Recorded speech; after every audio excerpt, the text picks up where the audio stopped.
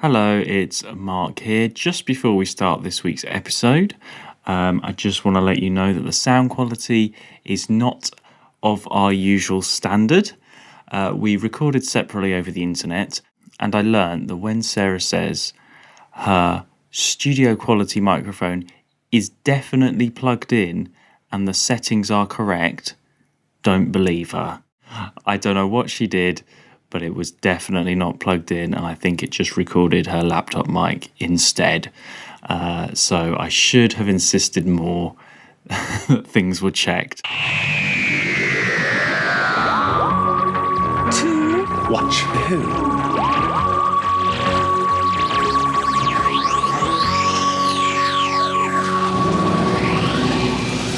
Hello, and welcome to Watch Who, a Doctor Who podcast. I'm Mark. I'm Sarah. And I'm a Doctor Who fan. And I'm new to watching Who. Yeah, watching for the very first time. Very first time. And you join us, listener. We are apart again this week, unfortunately. Actually, no, we weren't last week, but we are again this week. It's a bit on and off at the moment.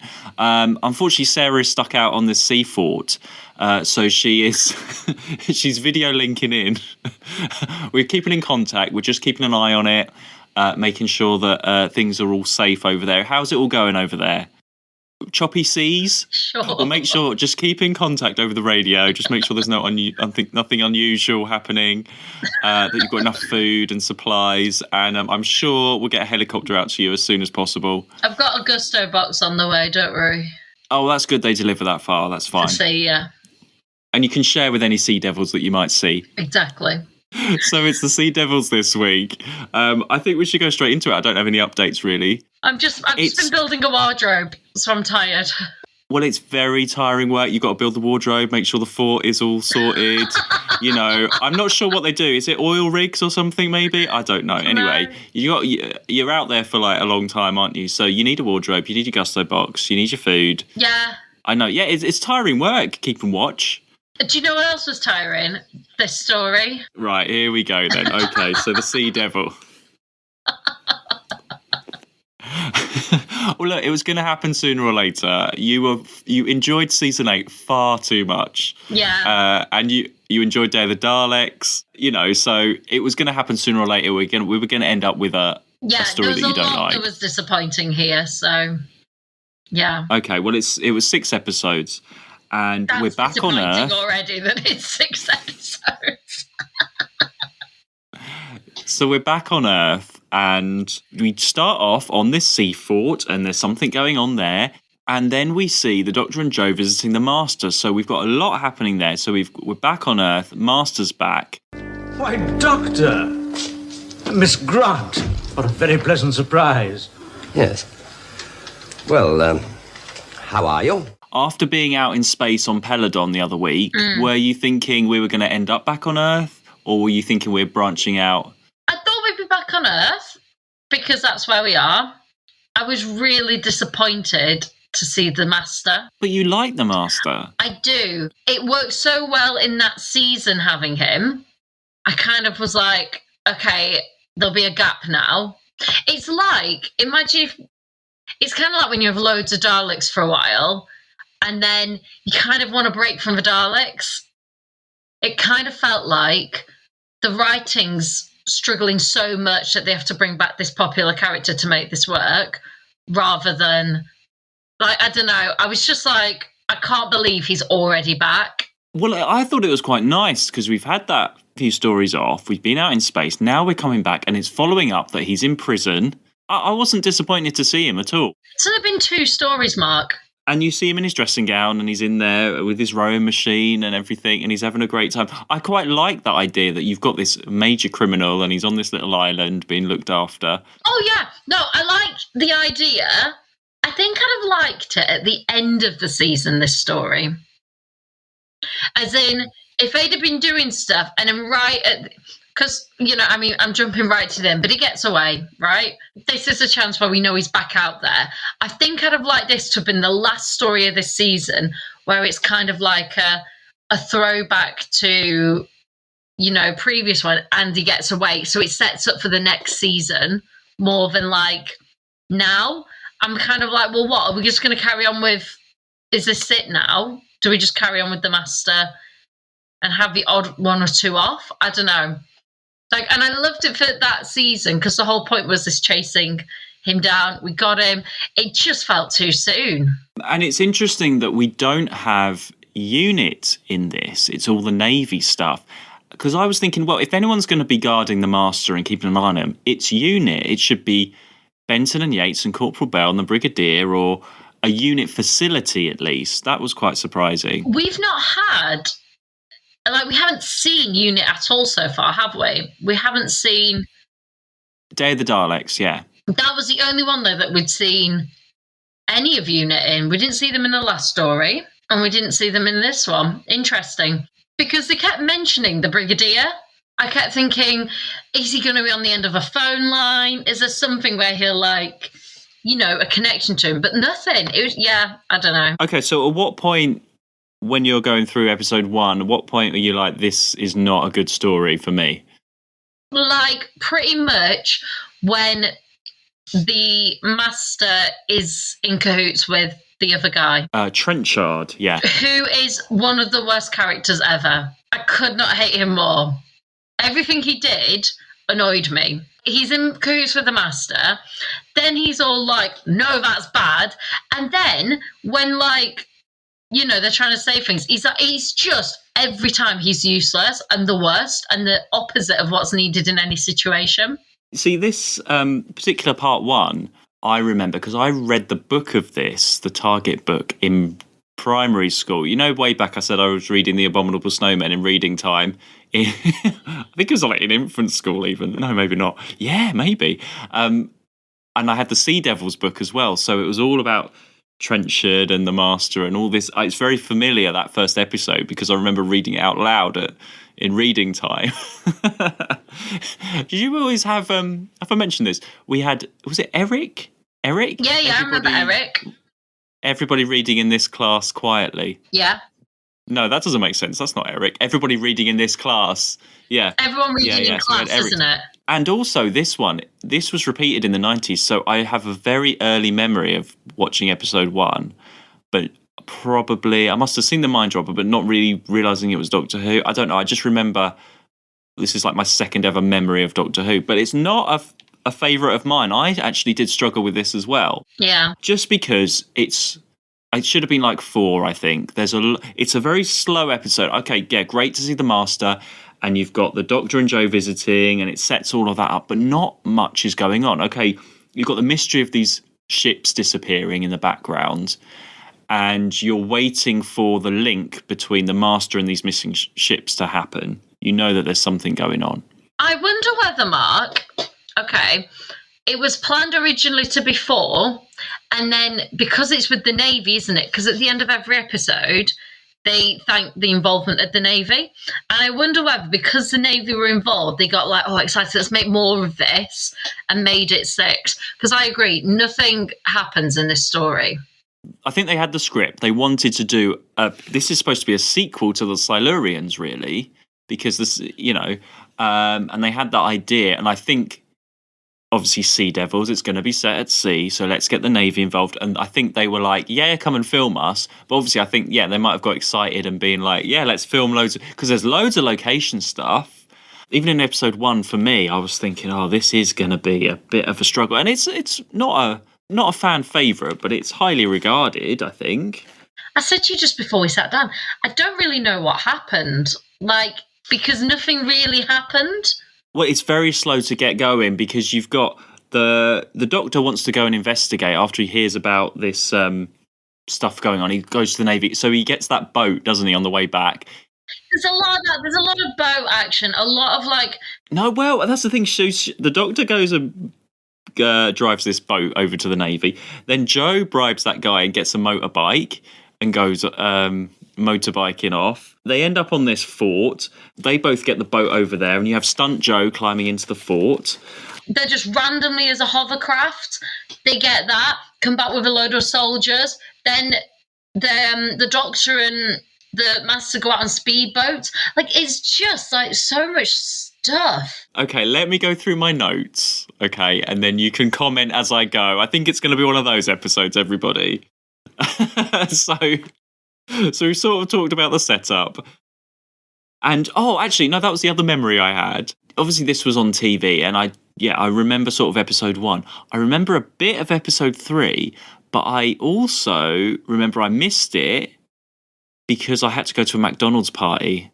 Aww. I think it was someone in my class that I probably didn't like. I don't know. It's the only McDonald's party I've ever been to. Really? Yeah, I didn't really go to. I had some chicken nuggets. That's all I remember. And then I came back and I remember the end of the Sea Devils was on. I can't remember who they were for, but I remember a few McDonald's parties. And I remember one was like the McDonald's had like a play centre. So you could like go, and there was Ronald McDonald, and there was that purple thing, and there was, what was that? He looked like a burglar. The Hamburglar. Yeah, it was a Hamburglar. He was there. I went to a Pizza Hut party and I won a Thunderbirds drinking cup with Lady Penelope on it. That's so you. There we go. Anyway, we are more enthusiastic about McDonald's party than the Sea Devils right now. What do you think of the Sea Devil? Because you see, do you see one at the end of episode 1, don't you? It's that's the reveal, I think. For what? Sorry, the Sea Devil? The Sea Devils coming down the corridor at the end of episode 1. I was very impressed with them. I enjoyed how quickly they moved. The costume, I'm a bit like there, but as a creature, they kind of grew on me, and I appreciated their movement and their, guns and things. There's something very cool and future-y about them. I prefer them to the Silurians. Yes, I agree. They don't speak as much. That's a plus. There was one point, the first time I heard them speak, right, I got really confused. I can't remember. I wasn't at the TV. I think I went to get some water. I don't know. But I wasn't at the TV. I popped out quickly. And I was like, why can I hear Daleks? They whisper, don't they? They're kind of, they're kind of a mix between a Dalek and an Ice Warrior. Yeah, I feel like they're more like this. Aren't they? I don't know. Was a bit more like that sort of stackiness that the Daleks have. Oh, yeah. Oh, like this. Hold on. They were like this. No? Oh, Sea Devils are really difficult to do out of, they don't have easy voices. Mark, put a clip in here. This is our planet. We've already said there's no unit, no brigadier. We see on your fort right now that your colleagues have been injured, and Joe is looking after him. So that's Joe's role. Again, she's going around with that handbag the whole time. Action sequences, motorbike, forts on and off. She brings her bag with her. That's very me. I take my bag everywhere. It's a really good set, actually, that fort. I thought it looked really good, considering it's studio. So the Doctor and Joe are trapped on there. The Doctor makes his little radio device and everything. I thought that was quite clever. We have Air Sea Rescue come and get them. More helicopters. Of course you're going to have helicopters. Doctor Who loves a helicopter. I mean, going through all this sort of, it's a revelation the amount of helicopters we've had. I think I should, does anyone want a book on the helicopters of Doctor Who? Because I'd be happy to write that. I don't think anybody has got that corner of the market, but I would be happy to. Because we're only on season 9 and I've got a lot of helicopters to talk about. There are a lot. I could do all the makes and what scenes they're in and how they're used, and there's so much. Let me know, everyone, if you want helicopters of Who, and I'll give that a go. Helicopters of Who. Although the Master watches the clangers, I like that moment. I love the Master watching. Let's talk about that. I love the Master watching the clangers and talking about it being some weird sci-fi thing, and it's the clangers.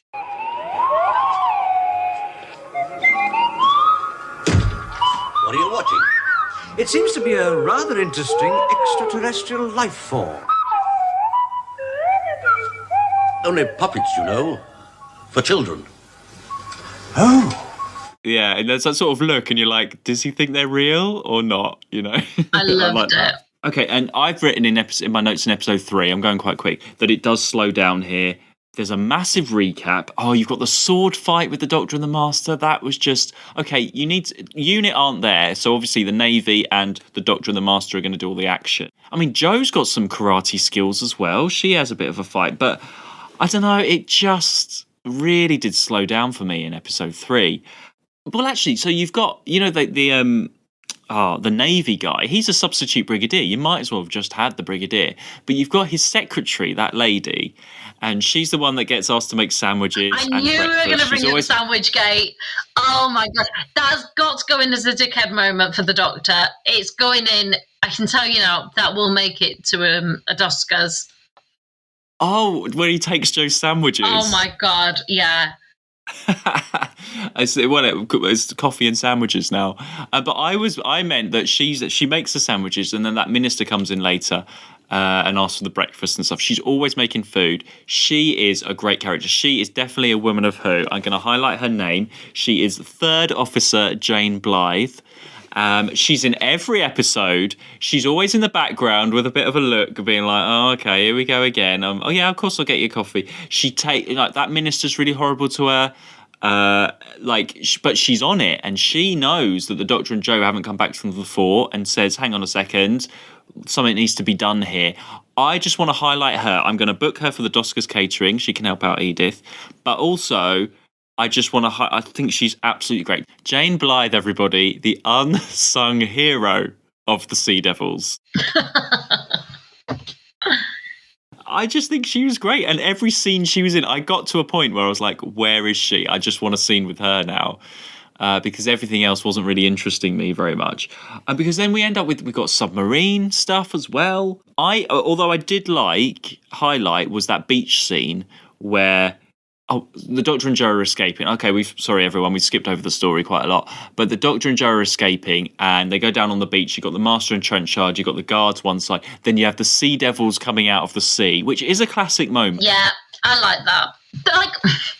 But there were a few good moments.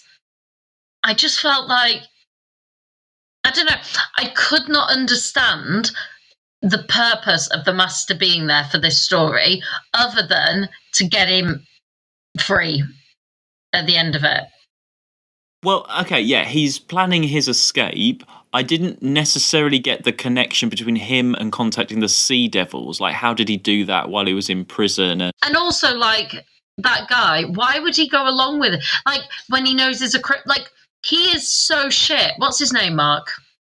Trenchard. Trenchard is so poor. Why? He knows he's a criminal. Why would he go along with it? I know they come up with some really lame excuse like, oh, because, the national good and all this. But he knows he's a criminal. It just doesn't make any sense.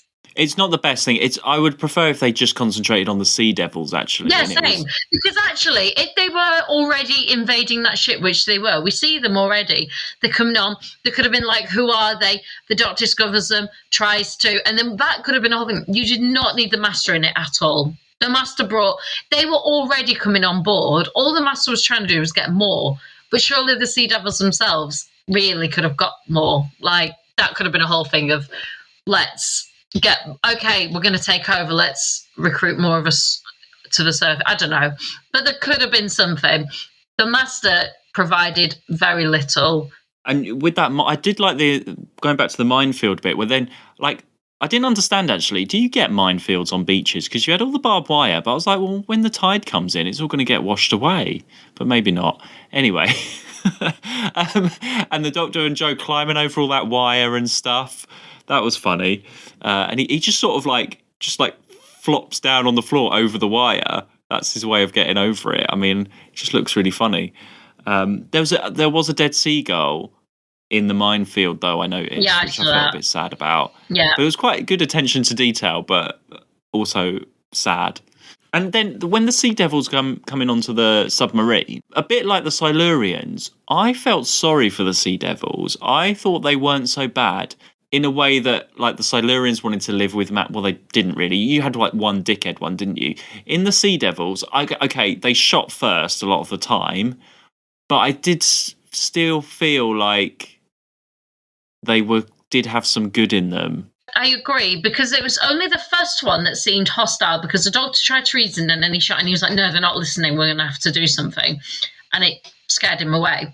Well, I mean, later on you get stunt Sea Devils, with the battle on the beach. They're flying around, they're jumping up and down, they're doing all sorts of yeah, but they can move around on those bases. They are moving. you haven't got everyone dressed up as unit soldiers doing the action. They're dressed up as sea devils doing the action. That's Very true. the conclusion that you're going towards. There's all the submarine stuff that got a bit boring for me after a while. The Doctor going into that was it. The Doctor going into the diving bell and all of that stuff.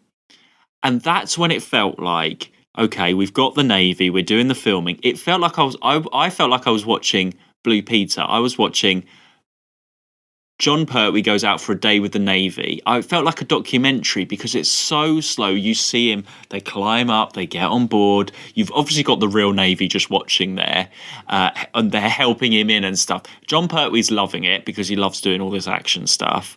But you don't need to see him climb into the thing, get ready, get the thing, do that. You don't need to see. It was very documentary style. It didn't feel like a TV drama show. It just felt so slow. I was waiting for someone to turn to the camera and be like, this is our day out of the Royal Navy, everybody. The Doctor's about to go into the diving bell. Here's what you do. It felt like that very much. There was a lot of that. I really struggled with this to the point that I can remember I just remember when what's his name was being a dick, and I remember Master got away, and the bits in between, they didn't really bring me in. And I remember the fight scene that lasted like pretty much a whole story. Then the conclusion was a bit disappointing because then the Doctor and the Master have a little boat chase. That goes on a long time. That's just an excuse for them to have a date. The whole thing, I liked that the Doctor, in a classic Doctor way, had already tripped the device to and he sort of says to him said to Master, well, it's going to get blown up. But I enjoyed that. I enjoyed the sort of the calmness of the Doctor against the Master's sort of panic. But even then, at the end, I just thought, oh, come on. Of course, that's how he's got away. What about Jo in this? Because she gets a good, she's rescuing the Doctor a couple of times. I think she's good in it.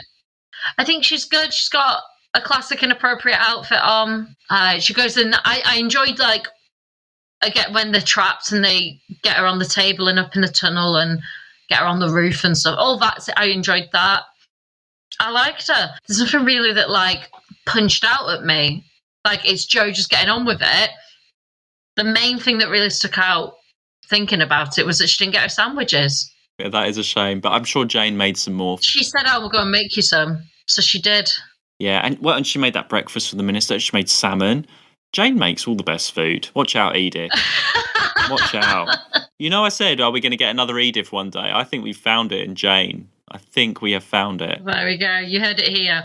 There's one thing to come out of this. We might have a short episode going out on this, but at least we found a replacement for Edith. Who'd have known? Yeah, I mean, even my notes start to run out because I was just waiting for it to finish and I wasn't expecting, all that hovercraft stuff at the end.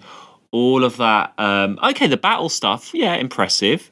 But you didn't need to see Stunt Doctor and Stunt Master zooming around in these boats for ages at the end for no reason at all. And the Doctor's supposed to be chasing the Master, and then the Doctor goes ahead of the Master at one point. It's like they're just racing for the fun of it. And it's great. It's a nice day out for the actors. It so happens that there are 2 speedboats there. God, okay. Well, this might be one of our shortest episodes ever, considering it's a 6-part story. I know, but there's nothing really to say. I'm really struggling. I don't think this is going to win any Oscars. Is this the worst Third Doctor story so far? Yes. I mean, I preferred the Silurians. I'd watch the Silurians again over this. Yeah. And it's a shame because there's a lot of good elements. It's just too much, and it's just too much nothing. Well, okay. Do you not want to see the Master again for a while? I just would have liked either him to come right at the end of this season or next season. Okay, well, I'm sorry, everybody, that this is what happens when you're watching for the first time. You might not like all these stories. Sea Devils is down there with, I don't know, Web Planet and I don't know what else, Highlanders and Smugglers. Yeah. There we go. That is a surprise. I think people are going to be surprised at that because it's not regarded that badly. Okay, I'm sure we'll get some feedback. It's interesting because we both watched it separately and we both struggled. It's not like we were sat together and struggling and like feeding off each other. Like that's the interesting thing. Like when we did, what was it, Space One last time, whatever, and you thought I'd struggled, and we watched it separately, and actually I enjoyed it. Yeah. Well, coming up next is a story called The Mutants. And that is one that I have struggled with before, but maybe I might enjoy it. So I thought you would struggle with the next couple of ones, actually, and I thought you'd be all right with this. But you never know. You never know. No. I do like a sea devil, though. I would like to hug a sea devil. Well, okay. We'll see you next time then, everyone. We better go and stop this negativity. If you want to listen to us again after this, you can follow us at Two Watch Who on Twitter and Instagram. And you can support us at buymeacoffee.com/Two Watch Who. We might need to support after watching this. And we'll see you next week. Hopefully, unbelievably so if it is, for a more positive episode on the mutants, if you can believe that, but I doubt it. See you next week. Bye. Bye. To watch who?